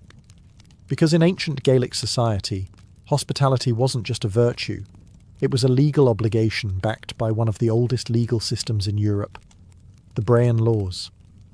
This wasn't some warm, fuzzy Celtic courtesy. This was serious business. According to the Brehon legal code, every free person was bound to offer food, shelter, and basic protection to guests, especially travellers or strangers. Refusing hospitality wasn't just rude, it was a violation of the law and could lead to fines, loss of status, or public disgrace. A guest under your roof was considered sacred, and for the duration of their stay, you were responsible for their well-being.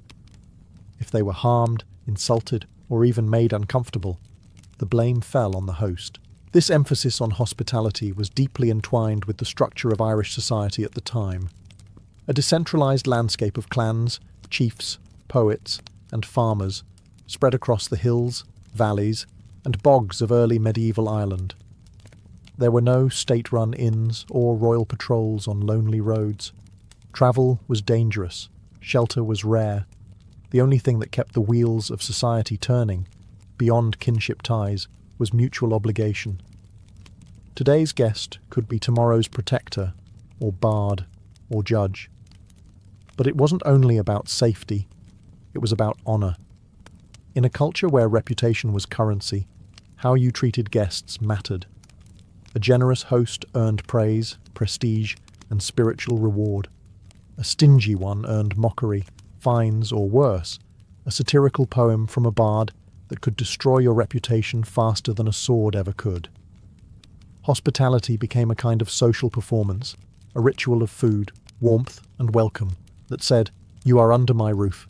I will care for you. I will." Even fugitive outlaws and travelling poets were sometimes protected under these rules. Refusing shelter to someone who invoked the law of hospitality could mean a breakdown in social cohesion. The guest was not just a visitor. They were a temporary member of your household, placed there by the will of fate and shielded by the full weight of tradition. So yes, in medieval Ireland, you welcomed the stranger, or else. To understand why hospitality was so sacred in medieval Ireland, you have to understand the system that enforced it, the Brehon laws. These weren't dusty statutes handed down from kings or enforced by sword-wielding sheriffs. The Brehon laws were a living, breathing network of customary codes passed down orally and refined over centuries, rooted in fairness, reciprocity, and a shocking amount of detail about things like how to feed guests, where they could sleep, and what to do if someone stole a pig. Named after the Brehons, professional jurists who memorized the laws and acted as mediators, judges, and walking encyclopedias, this legal system functioned without a centralized monarchy or standing army. Ireland wasn't a unified kingdom, but a patchwork of clans, each with its own chieftain, warriors, and farmers. The law was what held it all together, and hospitality was one of its cornerstone expectations. The Brehon Code didn't just recommend hospitality, it enforced it. Entire legal tracts outlined the responsibilities of hosts and the rights of guests. There were laws governing how long a guest could stay, typically 3 nights, what kind of food and bedding should be provided depending on the host's status, and what to do if a guest insulted their host or overstayed their welcome. There was even a legal term for an unlawful guest, heir fortail, someone who abused the rights of hospitality and could be expelled or fined. Why such meticulous attention to house guests? Because in a society without hotels, postal systems, or highways, travellers were vulnerable. A travelling poet, messenger, or monk had to rely on the goodwill of strangers. If one clan started refusing travellers, it disrupted trade, news, and the sacred flow of cultural exchange. Hospitality wasn't charity, it was infrastructure. The Brehons, often attached to noble households or monasteries, didn't just recite laws. They interpreted them, adapted them to context, and ensured they were followed. Their rulings weren't enforced with prisons. Shame and honour were the currency. A host who violated the rules of hospitality could be publicly disgraced, fined livestock, or barred from making future legal claims. So while modern law might care more about contracts and codes, medieval Ireland's legal heart beat to the rhythm of something much older. The idea that every person deserved a welcome, a warm meal, and a roof over their head, because society itself depended on it. Not all guests were created equal in medieval Ireland, but nearly every traveller had some kind of right to hospitality. The Brehon laws were surprisingly inclusive for their time, outlining not just the duties of hosts, but the categories of people who could legally expect shelter, food, and safety. From noble envoys to wandering bards, the Irish hearth had room for more than just friends and neighbours. At the top of the list were Aicmafine, members of one's own kin group.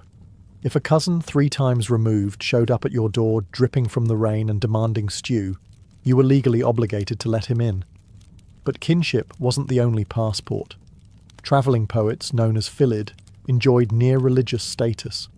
Refusing them food or lodging could result in a devastating satirical poem, which in Irish society was considered worse than physical punishment. The satire, or air, was believed to have magical, even legal weight. An insult from a bard could ruin your honour and your standing in the community. Then there were monks and clerics, who represented not only spiritual authority, but often served as record keepers, scholars, and political intermediaries. They too were welcomed as sacred guests, often receiving better accommodations than the average farmer. Refusing them wasn't just socially frowned upon. It could invite church penalties, which in a deeply spiritual society carried serious weight. Interestingly, even criminals and fugitives were not entirely outside the system. If a person was being pursued and managed to invoke the law of hospitality before entering someone's home, the host was legally bound to protect them, at least temporarily. Once inside, they became a senclaith, a guest under the host's protection. It didn't matter what crimes they may have committed, while under your roof, they were untouchable. Violating this sacred trust could result in a heavy fine or blood feud. Of course, guests had responsibilities too. They were expected to behave respectfully, refrain from theft or insults, and leave after a reasonable stay, usually 3 nights, unless explicitly invited longer. Overstaying could downgrade you from honoured guest to unlawful squatter, which came with its own set of legal consequences. In essence, hospitality wasn't about kindness, it was a contract. The guest received shelter and food, the host earned honour and legal protection, and society at large kept its wheels turning. And in a world without locks, hotels, or Yelp reviews, that delicate balance was everything. In medieval Ireland, feeding a guest wasn't just expected, it was legally mandated. The Brehon laws laid out not only that a host must feed their guest, but what they were expected to provide, depending on their rank, wealth, and social role. Forget tossing your guest a crust of bread and calling it a day. Irish hospitality was a ritual, and food was at its sacred centre. Let's start with the basics. A guest had to be offered food without grudge or delay. A cold welcome or obvious reluctance could be interpreted as dishonour, or worse, as a breach of law. The type of food and drink served wasn't random either. A chieftain or noble was expected to offer fine meals, roasted meats, milk, ale, and even mead if available. Their status demanded generosity. A farmer or lower-class freeman might serve oatcakes, butter, cheese, and curds. It didn't have to be lavish, but it had to be respectful. The Brehon laws even specified how the food should be served. Guests of equal or higher status were to be given the choicest portions, seated in places of honour near the hearth. You couldn't just dump a leg of mutton in front of a bard and call it generous. Presentation mattered. Symbolism mattered. Food was a performance of status and respect. And of course, there was drink. Mead was the preferred celebratory drink, a honeyed liquor that symbolised abundance and festivity. Ale was more common and widely served. Offering a guest a horn of mead was like offering them your goodwill in liquid form. Refusing to offer drink, or offering poor quality ale to a distinguished visitor, was a subtle insult with legal consequences. Why such attention to detail? Because food was more than sustenance. It was social glue. A shared meal sealed alliances, ended feuds, and confirmed bonds between clans. Even the act of eating together signaled mutual trust. Once you shared a hearth and food, you were no longer strangers. And if a host failed to provide adequate nourishment, they could be fined under the law, or worse, satirized by a travelling poet. A poorly fed guest could legally challenge the host's honour, which in medieval Ireland could cost you land, livestock, and your place in society. So the next time someone offers you a plate of cheese and bread with a smile, just know, in early Ireland, that might have been the law talking. In medieval Ireland, once a traveller crossed your threshold, they weren't just a visitor. They became a temporary member of your household, cloaked in your legal protection. The Brehon laws made it crystal clear. To host someone was to accept responsibility for their well-being, safety, and dignity for the duration of their stay. And if something happened to them under your roof, physically, socially, or legally, that was on you. This wasn't a casual matter. Your home became their sanctuary. If the guest was fleeing enemies, the moment they entered your brúden, hospitality house or home, their pursuers were obligated to halt. The sanctity of hospitality overrode even blood feuds, temporarily at least. The guest became a senclith, a sacred guest, and attacking them under the host's protection was a legal offence, one that could lead to restitution or even full-blown clan retaliation. This protection extended beyond physical harm. Gossip, insult, and public shame were also prohibited. If your guest was mocked or dishonoured under your roof, you could be fined. Not because you said the words, but because you failed to prevent it. The host's role was that of guardian, moderator, and provider. Their household, no matter how humble, became a temporary court of civility. Even the sleeping arrangements carried legal weight. A guest was to be given appropriate bedding, ideally near the fire in winter months. While a nobleman might enjoy a separate chamber, even a travelling craftsman was entitled to a clean straw bed and shelter from the elements. Letting a guest freeze or sleep among the animals was a punishable disgrace, unless the animals were better off than the humans, in which case that was a whole other legal discussion. The guest, for their part, was expected to behave with decorum. They weren't to insult the household, abuse the host's trust, or take anything without permission. But as long as they stayed within those bounds, they were, for all legal intents and purposes, inviolable. Any harm done to them while under a host's roof carried heavier consequences than if done out in the open. In a land where justice was personal and honour was currency, sheltering someone wasn't just about keeping them dry. It was about stepping into a sacred role, protector, provider, and temporary steward of peace in a world that didn't always offer it freely. In the poetic balance of the Brehon laws, hospitality was generous, but not infinite. Enter the 3 nights rule, one of the most practical and fascinating clauses in medieval Irish custom. This rule stated that a guest had the right to stay under a host's protection for 3 nights, no more, no less, before their legal status changed. After that, they weren't just a guest, they were a problem. 3 nights. That was the legal line between honoured hospitality and social freeloading. During those 3 days, a host was expected to provide food, drink, shelter, and safety. They could not demand labour, payment, or service in return. But after that point, the guest became what's known in the legal texts as heir fortail, literally, a burden of the household. At that point, the host was allowed to gently, or not so gently, nudge them toward the exit. Why 3 nights? Because it struck a delicate balance between generosity and sustainability. The Irish countryside was dotted with small settlements and family holdings. Resources weren't limitless, and hosting wasn't always convenient, especially in winter. By capping the legal hospitality period at 3 nights, the law ensured that hosts wouldn't be exploited and that guests wouldn't overstay their welcome. But even that expiration date came with nuance. If a guest was ill, injured or delayed due to storm or danger, the host was morally expected, and sometimes legally required, to extend shelter. The law always made room for compassion. However, once the guest had recovered, or the weather cleared, the clock resumed ticking. Refusing to leave after the allotted time could lead to fines or humiliation. And if the guest caused trouble, say, insulted the household, damaged property, or refused to move on, they could be forcibly removed and shamed in court. The Brehon texts don't shy away from outlining exactly how unwanted guests could be dealt with, including restitution owed by the overstayer, or even compensation to the host for social embarrassment.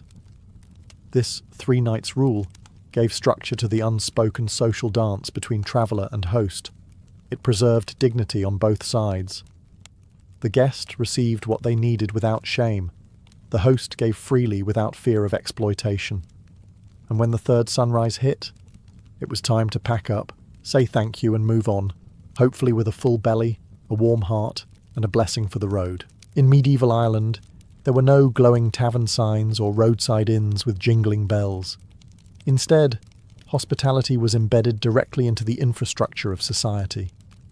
Certain homes, called brúidne, plural of brúiden, were designated specifically for hosting travellers.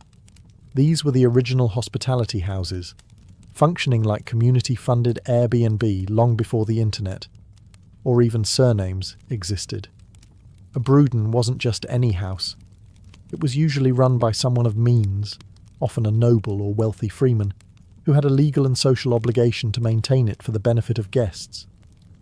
These homes were known across the region, their reputations carried by word of mouth, song, and poem. They were a vital part of the social ecosystem, especially in a land with limited roads, unpredictable weather, and very long distances between settlements. Some brúidne were even semi-public buildings supported by a local lord or clan leader, intended to elevate the prestige of the territory. Hosting travellers, especially bards, monks, or political messengers, brought honour and influence. A well-maintained hospitality house was a sign of prosperity, good leadership, and moral character. And if you ran one poorly, people talked, and not in a good way. Inside, the brúiden followed the expected customs: fire lit, food offered, guest beds prepared. A guest was expected to be greeted properly, offered water for their hands and feet, and seated near the hearth. The better the guest's status, the more lavish the welcome. And don't think the hosts did all this for charity.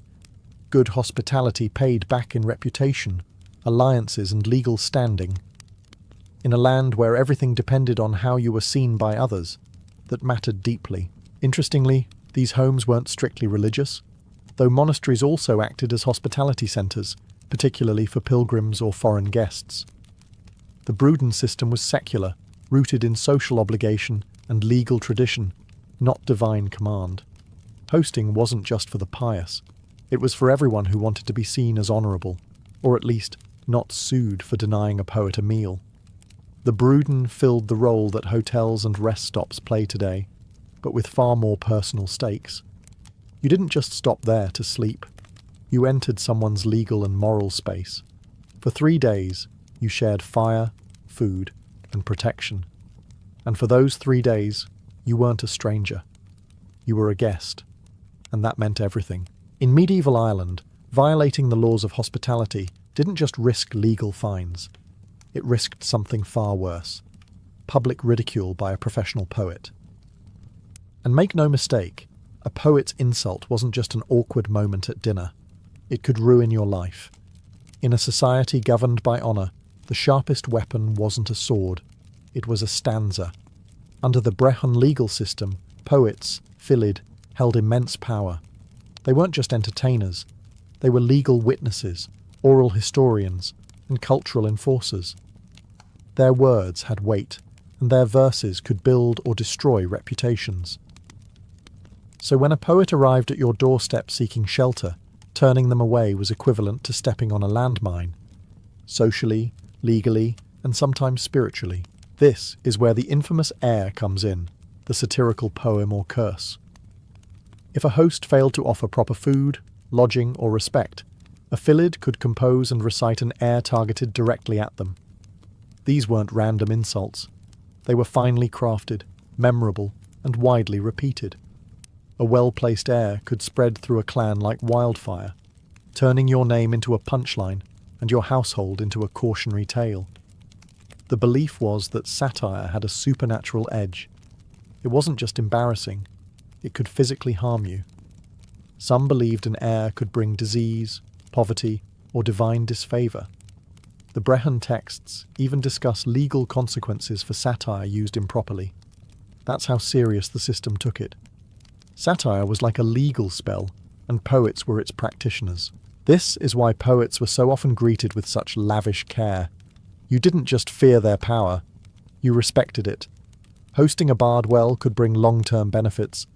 A glowing poem, favourable publicity, or your name woven into heroic tales.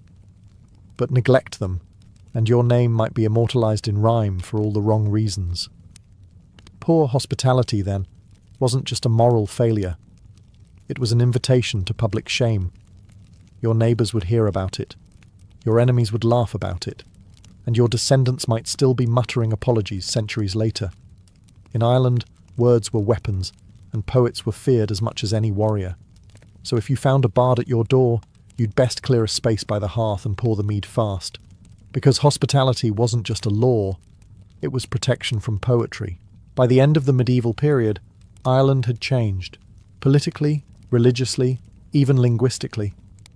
But the ancient customs of hospitality, so deeply woven into the Brehon laws, left behind a legacy that far outlived the legal system that birthed them. Even as English common law took root and the Gaelic order weakened, the Irish reputation for fierce, generous hospitality endured, not just as folklore, but as cultural identity.